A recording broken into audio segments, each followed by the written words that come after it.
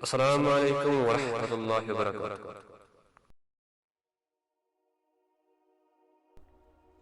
عظیم فتوحات کا راز۔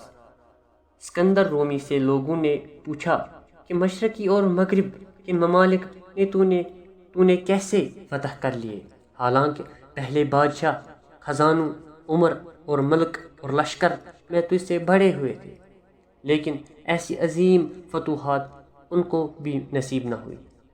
اس نے کہا، اس کی وجہ یہ ہے کہ جو بھی ملک میں نے فتح کیا وہاں کے باشندوں کو نہ ستایا اور گزرے ہوں کی عمدہ رسموں کو منسوخ نہ کیا، اور گزشتہ بادشاہوں کو ہمیشہ اچھائی سے یاد کیا۔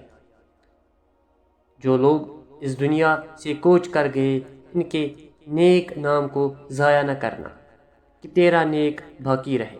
شیخ سعدی رحمۃ اللہ علیہ۔ دو بھائیوں کی سرگزشت۔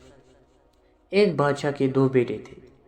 اس نے ان کی پرورش اور تعلیم و تربیت نہایت اعلیٰ پیمانے پر کی، یہاں تک کہ دونوں ہر قسم کے علوم و فنون میں طاق ہو گئے۔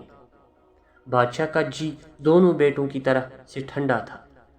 جب اس کا آخری وقت قریب آیا تو اس نے ملک کو دونوں بیٹوں میں برابر برابر تقسیم کر دیا اور وصیت کی کہ میرے بچوں، میرے بعد اتفاق سے رہنا، میں نے فساد کی جڑ کاٹ دی ہے۔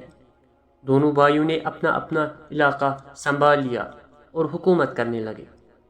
ایک بھائی نہایت عقل مند، سخی اور منصف مزاج تھا۔ اس نے محتاجوں کے لیے لنگر جاری کیے، مسافر خانے بنوائے، سرکاری محافل میں رعایت کی اور رفاہ عام کے بے شمار کام کیے، یہاں تک کہ رعایا نہایت آسودہ حال ہو گئی۔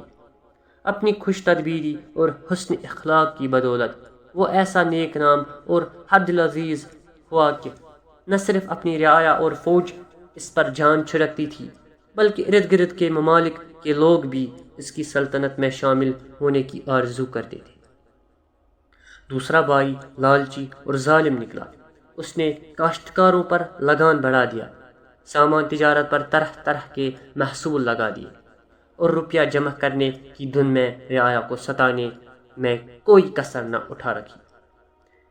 تھوڑی ہی مدت میں لوگ اس سے تنگ آ گئے اور ملک سے بھاگنے لگے۔ نہ تجارت کی گرم بازاری رہی اور نہ کھیتوں میں سبزہ۔ ملک کی ویرانی کے ساتھ بادشاہ کا خزانہ بھی خالی ہو گیا اور نظام حکومت بگڑ گیا۔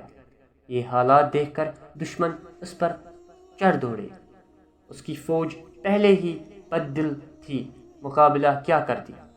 دشمن نے آنن فانن اسے مغلوب کر لیا اور اس طرح وہ اپنی بد تدبیری اور عاقبت نااندیشی کی بدولت ملک اپنے ہاتھ سے گنوا بیٹھا۔ آج کی ویڈیو میں بس اتنا ہی، ملتے ہیں اگلی ویڈیو میں، تب تک کے لیے اللہ حافظ۔